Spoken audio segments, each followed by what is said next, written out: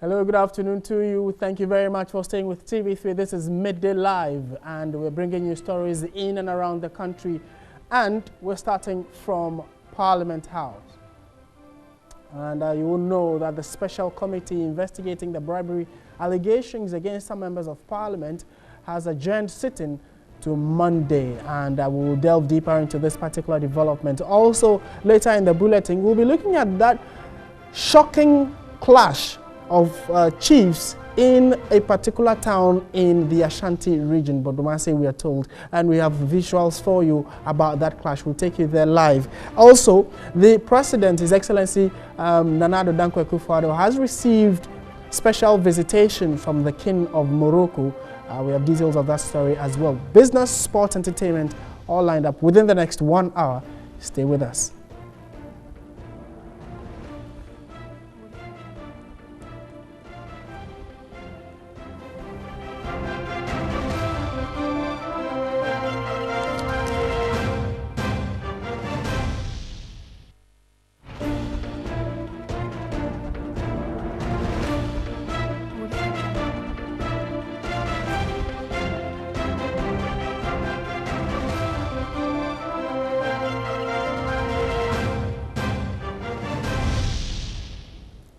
Good afternoon to you once again. My name is Martin Asiedu-Dartey. Thank you very much for staying. So the big news right now is that Parliament's special committee has adjourned sitting, and they are to reconvene on Monday. Any other person who is interested would be written to by the Clerk of Parliament, and all those who are interested can approach the Clerk of Parliament, give them reasons why they want to appear, and they will be considered. Those were the closing remarks of the chair of that committee, Honorable Jogate. But what we want to do now is to take us down memory lane to find out how come Parliament has had to set up a committee to investigate bribery allegations leveled against some members of the House. It all started on the 23rd of January 2017 when the minister, then a nominee, I'm talking about Boakye Ejaku, appeared before Parliament's Appointments Committee. And during his presentation, he made some allegations, which has been, we are told that he has apologized for. So the allegation was that the former president, John Dramani Mahama, was corrupt. So that led to a number of things happening. Now, after that allegation, we are told that Boakye Ejaku later was also accused of bribing the minority side of the Appointments Committee. And Mahama Ayariga, who is a member of the minority side of the Appointments Committee, was the one that raised the allegation of accusation or of bribery against Boakye Ejaku. Later in the day, or that particular day, a different thing happened. Before we get to know what happened when the allegations were made, let's listen exactly to what Mahama Ayariga said in terms of the allegations he made. We had a sitting on Tuesday, if you recall, and at the end of the sitting, we normally meet when the media leave, and then we evaluate the different nominees. During the evaluation of the nominees, some members raised the issue of our sitting allowance and argued strongly that we have sat on Saturday, we have sat beyond 10 p.m., almost every day that we vet a nominee, we sit beyond 10 p.m. And so they were demanding that the chairman ought to make arrangements for allowances to be made available to the committee members. Whereupon the chairman promised the committee that he had actually done a memo to the speaker, and so he was pushing for funds to be made available for him to give to committee members for the work that we have been doing over time. And members thanked him, and we dispersed. So whether when our chief whip, Honorable Muntaka, called us individually and told us that the chairman had brought money to be given to us, so the committee members of our side should pass by his office and take the money. And because chairman had said during committee sitting that he was working on our allowance, we all assumed that it was our allowance. So when we got to Muntaka's office individually, he gave us the 3,000 Ghana cedis. And because it was coming from Parliament, we understood it because 3,000 really is not any big money. So we took the money, and then the following day, that was on Thursday, one of our members asked Muntaka, the money that you gave us, we are hearing rumors that this money is from Boakye Ajako. The Muntaka said, no, it is the chairman who gave me. Then he said, no. Go and find out from the chairman where he got the money from. So Muntaka subsequently went to check from the chairman. And on Friday, yesterday, in the morning, we had our early morning meetings to prepare on how to handle the issue of the nominees, we the committee members. Some of our members were not there, but about 6, 7 of us were there. So at that meeting, we raised the issue again and said, hey, the money we asked you to check where it was coming from, have you checked whether it's coming from Parliament? And he said, yes, he had checked. And he had been told by the chairman that the money was from Boakye Ajako. Then we all said, no. If it is Boakye Ajako's money, we're not interested. So everybody should bring his money back. Let's give it to our chief whip. He should go back and give it to Boakye Ajako and give it to the committee chairman and tell him to send it to wherever the money came from. We are not interested in his money. So basically, those are the facts. So the money was sent back? I know it, and the extent that I participated, those are the facts, and I stand by these facts wherever. So that was on the 28th of January, which was a Saturday. We actually tried to reach Mahama Yaga to tell us his side of the story. Actually, he started the allegation, and you heard clearly that that is the position he held and stood by it even up until now. The name he mentioned in there was Muntaka Mubarak. But we'll come to Muntaka shortly because he's a chief whip and he is the one alleged to have given out the money. Who gave him the money? Is it Boakye Ajako? He's also denied that. But the man in question who started this whole story, we are told Boakye Ajako, is said to have gone to Parliament to apologize for the comment of corruption he made against former President Mahama. Now, the minority in the House said that because of what he said, they were going to hold on to it. And even before then, we were also told that there were other issues that came up on the floor of Parliament. That is a Friday, the 27th, when the swearing in had to be done by the President. We, here on TV3, went to the House of the President, as in the seat of government, waited severally for the swearing in. There were delays, but then information we got from the corridors of power indicated that it was because Boakye Ajako and then Senior Minister Yaw Osafo-Maafo had not been approved by the Appointments Committee because they had raised some allegations and had to come and apologize. So that apology was rendered. And subsequent to that, they were sworn in on the evening of the Friday 27th of January 2017. Let's move on from there. We also know that after the apology or supposed apology, because some people in the majority side said that they did not come to apologize, but as to whether there was an apology or not, they have been sworn in. On that evening, Boakye Ajako said that he had heard the allegations leveled against him and that he was going to get his lawyers to look into it and take the matter up. Let's listen exactly to what Mr. Boakye Ajako said. I say without the fear of contradiction, I have not given a single soul a penny. Now, if anybody can cross their heart and say that I have given them money, let them step forward. I say so that it is not true without the fear of contradiction. But I hope you heard what was said on the floor of Parliament. It is a fabrication because the allegation is that I said Mahama was corrupt. So they have to also smear me to say that I'm corrupt and I have no right to accuse Mahama of being corrupt. If that's how we want to do equalization fair, then we understand the rules. And then we start throwing mud at each other. I'm not afraid of mud. But if that's how we want to live our national lives, so be it. I don't believe it's the right way. But if a member of parliament is going to say, because of this, I will fabricate something against another person, so be it. We live with it. Are you going the legal way? Well, the lawyers are listening to the tapes and they will advise. All right, so that's Boache Jako in that exclusive interview with TV3 after he had been sworn in. So the debate had just started around that time. Now, Muntaka Mubarak, who is actually the minority chief whip, we're told was the one that shared the money. So he calls your name, he gives it to you, he calls you, and it was 3,000 cities. That is what we are told.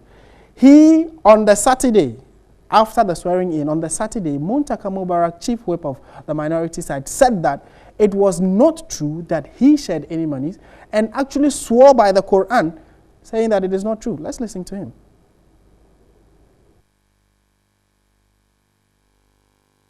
I'm a Muslim, and Ayaga is a Muslim. I'm swearing by Allah that created me and I never give Ayaga anything, and I said it will come from Osewusu. I never said, and Osewusu has never discussed any money with me. He has never given me any money to give to Ayaga. I have never given Ayaga or anybody any money saying that it was coming from the camera. And that's all that I will say, because we are in the leadership, and I think that the leaders will have to take this thing up seriously. I don't know where Ayaga is having this information that is supporting and saying all these things. We had several meetings before we started. We ourselves had agreed in principle that we're not going to take a dime from anybody. I'm saying that Ayaga is a Muslim. I am Muslim. And I'm saying that Ayaga never told the truth.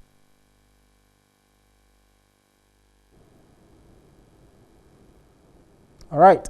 So that is a clear denial of he being the one to have shared the money. So who at all gave the money and who did the sharing? And why are we even in this quagmire as a country?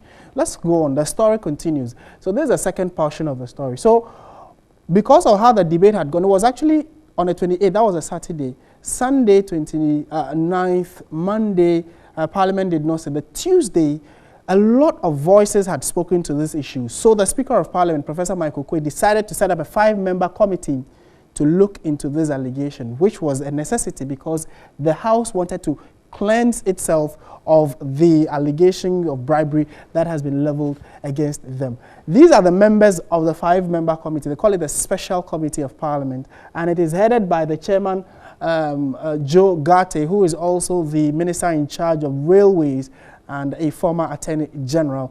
And a few minutes to midday, he sat before the committee and adjourned it. So certainly he is the man in charge in the driving seat, ensuring that we get to the bottom of this. We want to bring you what the Speaker or Chairman of the Appointments Committee said. That is Joe Osei-Wusu.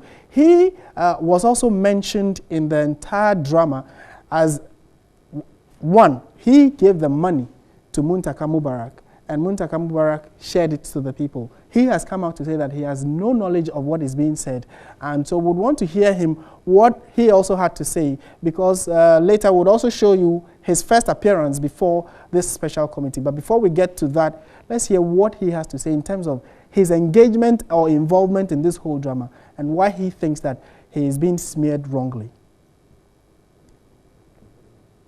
It was Honorable Ayaga who is reported to have made a statement on Radio Gold. But it was Honorable Okujeto who confessed, whether there's a confession or saying in jest, that they put that out as an equalization because Honorable Ejako had said that Honorable Sejo Mahama was corrupt. I wouldn't trust him. After he had made those allegations, gone on air to repeat it, for me, I think it would be suicidal to get into any one-on-one meeting with him. It's very dangerous. Let me put it on record again that the allegation that I have taken money from Honorable Ejako, whether for myself or for any member of my committee, is false. So that's Honorable Joe Osei-Wusu, who is also the chairman of the Appointments Committee or the Vetting Committee of Parliament, saying that he had no knowledge of this.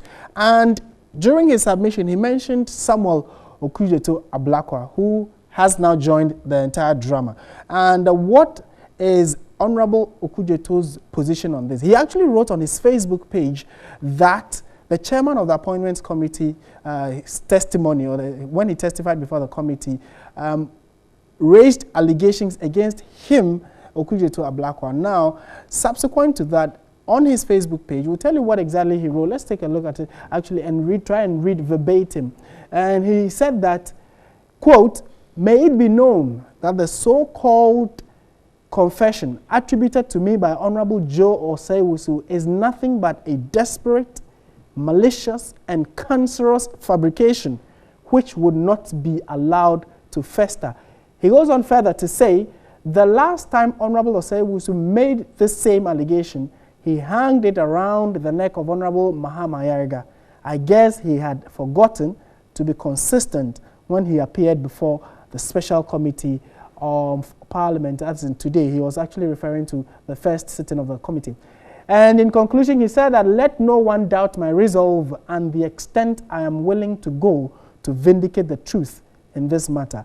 Truth stands, unquote. So those were the words of Samuel Okudzeto-Ablakwa, former Deputy Minister of Education, and he is also a member of the Appointments Committee on the minority side. Now, after what he wrote, he asked his lawyers to write to the special committee that he was told to stand by and is likely to appear before this special committee, which was supposed to meet today, or which met today and adjourned. After, and that's his letter on your screen, it says a request to attend upon the committee as a witness, and his name is at the end of it. And he said that his name was mentioned, allegations have been leveled against him, and he would want the opportunity to clear the air. And that is why he wants the members of the special committee to give him the permission to do so. Now, it actually has gone further. Looking at what has happened now, it looks like Honorable Okudzeto-Ablakwa may get his day before the Appointments Committee, I beg your pardon, the special committee, because the Speaker of the committee and chair, that is Honorable Asiedu-Dartey, has, based upon this petition by Okudzeto-Ablakwa, said that all interested persons who want to appear before them or may have some form of evidence and want to share with them can write to the Clerk of Parliament, and they will be giving their day before the committee. So that is how far we have come with this particular development, and we would see how it unfolds. Certainly in the coming days, we are going into the weekend. Definitely media houses, including TV3, and we are very likely to get various angles to this this story. And when we do get them, we'll certainly make it known to you. And certainly you as well, the viewer, would have a position, would want to hear from you. What do you make of this whole drama? Because it seems to be getting murkier. Allegations being thrown left, right, center. We do not know who to hold responsible or accountable. That is why the committee is there. Let's go to the phone lines now and speak to George Ante. He is an anti-corruption crusader, and he has an outfit that seems to want to ensure that justice is served as and when it has to be served, and then anybody who falls foul be brought to book. Citizen Ghana Movement is the name of his outfit. George, good afternoon, and thank you very much for joining us. Good afternoon, my brother, and good afternoon to all your viewers as well. Great. What do you make of the journey so far with regard to this accusation of corruption and the fact that the special committee seem to want to give every name or every interested party their day in court? Well, my brother, let me start by saying that these allegations that have been thrown out and the back and forth that has happened since these allegations were thrown out is something that has shocked many of us, because to some of us, whichever way this issue turns, it will leave Parliament with a permanent scar. We would have an issue where we have an MP who has told blatant lies in the nature of defamatory matter concerning the leadership of the House, or we'll end up with a situation where Parliament, the lawmaking body of this land, is scarred by bribe taking. Now this committee that has been set up, some of us had reservations in the beginning, because we thought that it would serve Parliament's image better, and it will serve to purge Parliament of these perceptions that have, long tried to attach themselves to the House. Because we have to remember that this is not the first time something like this is coming up. Indeed, the sitting second deputy speaker, some time back, made certain similar allegations, and we never went to the bottom of that matter. So we thought the Parliament would have been better served if they had an independent committee look at this issue. But I mean, all of that is water under the bridge now, because the committee has already been set up. They have started their work. They've listened to the first Deputy Speaker of Parliament. They've held their sittings in public. We've all seen what has happened. We have all followed what has happened. And I think that it is in the interest of justice that every person who is directly connected with this matter be heard.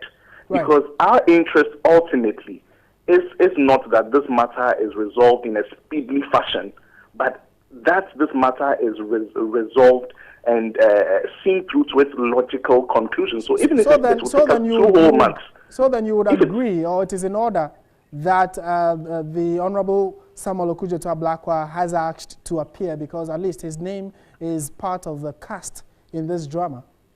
Yes, not only that, but he is somebody who has openly come out to say that yes, he did receive money, and yes, he did return the money, and he's a member of the Appointments Committee of Parliament. So certainly, if he is connected to this matter directly, then he should be heard, because ultimately we are looking for a report that is conclusive. We don't want to be left with lingering doubts after this Asiedu-Dartey committee presents its report. We don't want a case where people would say that, but this person should have been heard, but that person should have been heard. For you and I out here, we are not on that committee. Nobody has brought us any money, or nobody has said we have delivered or received any money. George, what would your position be with regard to issues of the speedy nature of it? Because we would want to get to the bottom of it as quickly as possible, but then they also must be very detailed in their in the delivery of their duty. How do you think this can be done so that we do not doubt the final results or the final report that would come out from this committee? Well, I think that it's a balancing act. But whatever be the case, we must not sacrifice justice on the altar of speedy resolution.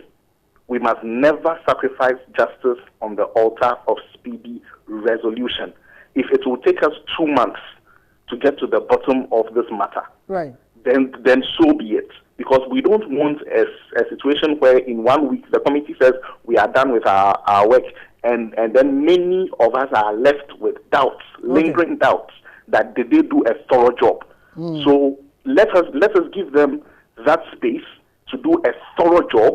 When the report comes, just as the sittings have been held in public, the report will also be made public. We would all get to know, and we will interrogate it. Okay. Because ultimately, we want Parliament to be purged. Right. George, finally, my question to you, already there are concerns about the committee that has been put together. They are part of Parliament already, so there is a possibility they might not hit hard or get to the very nitty-gritties of getting the truth out of Parliament. Are you likely, as an anti-corruption agency, to doubt the report? Well, I think it's early days yet. We do not want to preempt the work of the committee, and we don't want to be prejudicial in any way. Let the committee finish their work. We had reservations in the beginning, which I have made clear, that we had a problem with Parliament deciding that they will allow members to look into this matter, and we even had issues with the fact that the chairman was somebody who was going to appear before the very committee he was supposed to investigate. But all of that is water under the bridge now, because the committee has already started its work. But the nature of the allegations by themselves will make it very difficult for Parliament, or for this committee more specifically, to do any wishy-washy job, because the allegations were specific. So we expect the reports to also be detailed. We expect the investigations to be thorough. And at the end of the day, when the report comes out, I think we're all subjected to the scrutiny that it deserves. We are grateful for your time. And thank you very much for speaking with us. George Anti is the Executive Director of the Citizen Ghana Movement, and they are an anti-corruption agency. This is still Midday Live on TV3. We actually brought you special coverage of the development in Parliament about the committee set up to look into that allegation of bribery against members of the House. What we would do now is that we would keep you posted on our various platforms, 3FM, Unia FM, and then also our website, 3news.com, with every development thereafter on this. We'll be back with more here on TV3. Stay with us.